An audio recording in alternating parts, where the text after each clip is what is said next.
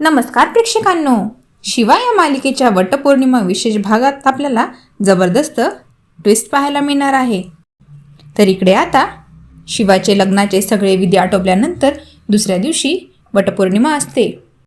त्या दिवशी घरातील सगळ्या लग्न झालेल्या स्त्रिया वडाची पूजा करण्यासाठी वडाच्या झाडाकडे निघतात।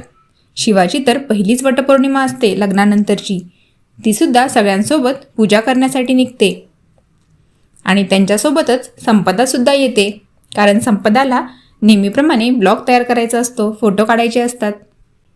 आता बाहेर पडल्यानंतर काही गुंड संपदाची छेड काढतात, तिला हाय हॅलो करत फ्लाइंग किस वगैरे देतात। हे सगळं आशू बघतो आणि आशू त्यांच्याशी बोलायला येतो की हे काय करताय तुम्ही, ही काय पद्धत झाली का वागण्याची। पण ते गुंड मात्र आशूला बिलकुलच घाबरत नाही आणि त्याच्या बोलण्याला ते काहीच दाद देत नाहीत, त्यांची छेडछाड ते चालूच ठेवतात। आता हे सगळं शिवा बघत असते।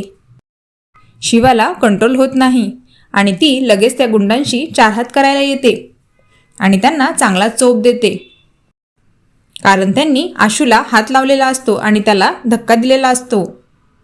शिवा बोलते की जेव्हा तो माझा मित्र होता त्यावेळेस मी तुम्हाला त्याला हात लावू दिला नाही, आता तर तो माझा नवरा आहे आणि तुम्ही डायरेक्ट त्याला टच केलं, त्याला धक्का दिला। तुमची हिंमतच कशी झाली त्याला हात लावायची तुमच्यात तर, असं ती बोलते आणि त्यांची चांगलीच धुलाई करते। अशा प्रकारे ती आशूला आणि संपदाला त्या गुंडांपासून वाचवते। हे सगळं आता उर्मिला बघते। हे पाहून उर्मिलाला खूप छान वाटतं, कारण शिवाने आशूला आणि संपदाला वाचवलेलं असतं। पण सीताईने जर बघितलं असेल ना, तर सीताई नक्कीच तिच्यावर चिडणार, कारण घरच्या सुनेने हे अशी धुलाई करायची, अशी मारामारी करायची, हे काही सीताईला पटणारच नाहीये। हे सगळं तर आपल्याला पुढील भागातच बघायला मिळेल। इकडे आता दिव्या आणि चंदन ज्या हॉटेलमध्ये थांबलेले असतात तिथे त्यांच्या रूममध्ये गुंड येतात, ज्या गुंडांचे पैसे चंदनने घेतलेले असतात। चंदन जेव्हा रूममध्ये येतो तेव्हा त्याला दिव्या दिसत नाही आणि बेडवर ते गुंड बसलेले असतात। त्यावेळी तो जोरात ओरडतो की दिव्या कुठे, दिव्या तुम्ही तिला काही केलं तर नाहीत ना।